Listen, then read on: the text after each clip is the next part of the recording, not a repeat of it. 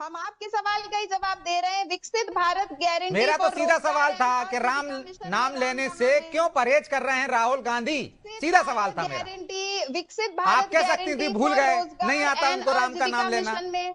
अरे ब्रिजेश जी, आप उत्तर तो दीजिए जो हम पूछ रहे हैं। अरे विकसित भाई आपका भारत उत्तर लेके जाओ, गारंटी सवाल लेकर फॉर जाऊंगा ना मैं। रोजगार। मैं उत्तर देने नहीं विकसित बैठा हूं ना आप पे भारत, सिंपी जी, मैं सवाल विकसित करने बैठा हूं। भारत, मैंने मान लिया आपकी विकसित। बात, आपका सवाल लेके तो जाऊंगा राम मैं का, लोया जी के पास, अरे तो लेकिन जो मेरा सवाल के योजना जवाब तो में, दीजिए। योजना में जब राम का नाम ही नहीं है तो ये प्रश्न कहां से आता है कि हम राम जी का नाम लेने से डर रहे हैं? आप बता दीजिए। हम्म। हमने 4 बार योजना का नाम बता दिया, आप बता दीजिए उसमें राम का नाम है कहां?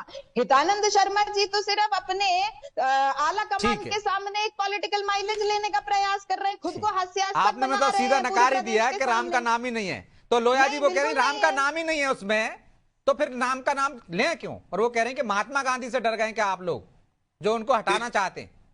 देखिए ब्रजेश जी, दो तीन बातें हैं। राम का नाम राहुल गांधी ने नहीं लिया तो नहीं लिया, उनकी प्रवक्ता भी नहीं लेना चाहती हैं। बार बार वो कह रही हैं BBGRAMG, उसको बार बार रिपीट कर रही है, मगर ये कोई बहुत महत्वपूर्ण नहीं है। महत्वपूर्ण ये है कि राहुल गांधी जी उस समुदाय के तुष्टीकरण के लिए नाम नहीं लेना चाहते हैं जिस समुदाय को उन्होंने एक वोट बैंक समझ रखा है। और हम्म। वो ये समझते हैं, अभी शिंपी जी कह रही थी तो आपने सुना नहीं कि वो एक शेर बोल रही थी जिसमें राम को एले वतन कहते हैं, उनको हम्म। इमाम हिंद।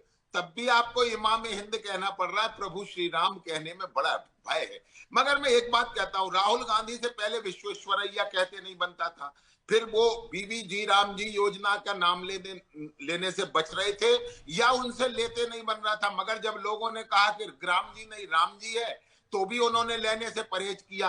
क्योंकि ये लोग जो राम को काल्पनिक मानते हैं, ये वो लोग हैं कि जो राम के दर्शन करना भी उचित नहीं समझते हैं। ये वो लोग हैं जो राम मंदिर के निर्माण के भी खिलाफ थे।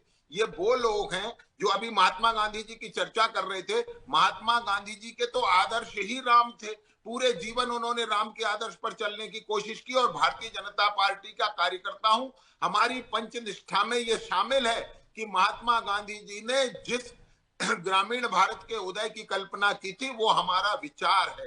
हम्म। एक बात मैं जरूर कहूंगा कि शायद महात्मा गांधी जी को मालूम होगा कि आगे आने वाले समय में गांधी का नाम जो सरनेम है उसको उपयोग करने वाला परिवार इस नीचे की स्थिति में पहुंच जाएगा कि उन्हें राम का नाम लेने में भी तकलीफ होगी। इसीलिए उन्होंने अपने अंतिम समय में कहा होगा कि हे राम, कौन मेरे नाम का इस्तेमाल करेगा। मगर मैं दुर्भाग्यपूर्ण मानता हूं और एक अयोग्य व्यक्ति को कांग्रेस अपना नेता मानती है। और ये दुर्भाग्य देश का कि ऐसा व्यक्ति जिसे लोकसभा और राज्यसभा में प्रस्तुत हुए कानून के बारे में उसके नाम की जानकारी नहीं है और उसकी पार्टी पूरे देश में उसका सड़क पर विरोध कर रही है नाम बदलने के कारण। हम्म। आपको न नाम की जानकारी है, न काम की जानकारी है, न योजना की जानकारी है। उनके प्रवक्ता कुछ और कहते हैं, वो कुछ और कहते हैं। मगर ये आराम सिंपी जी। दुर्भाग्य, आज अगर आप राम के नाम से बचने की कोशिश कर रहे हैं राहुल गांधी जी, तो ये राम का देश है। इस देश की जनता आपसे बचने की कोशिश करेगी, ठीक। इसे याद रखिए। ठीक है, सिंपी जी जवाब दे रही हैं जी। सिंपी जी। आदरणीय ब्रिजेश जी, लोया साहब ने शायद सुना नहीं। हमने शुरुआत रघुपति राघव राजा राम से करी थी और इन्होंने इस बात को पकड़ा कि हमने इमाम हिंद की चर्चा करी। यही तुष्टीकरण है भारतीय जनता पार्टी की, यही सेलेक्टिव पॉलिटिक्स है भारतीय जनता पार्टी की। तो और फिर जिसको, और राहुल गांधी जी को जब ये अयोग्य व्यक्ति करार देते हैं तो हम स्पष्ट कह देते हैं कि जिसको आप अयोग्य कह रहे हैं ना, उन्हीं के सामने आपको झुकना पड़ा और आपको 3 कृषि काले कानून वापस लेने पड़े।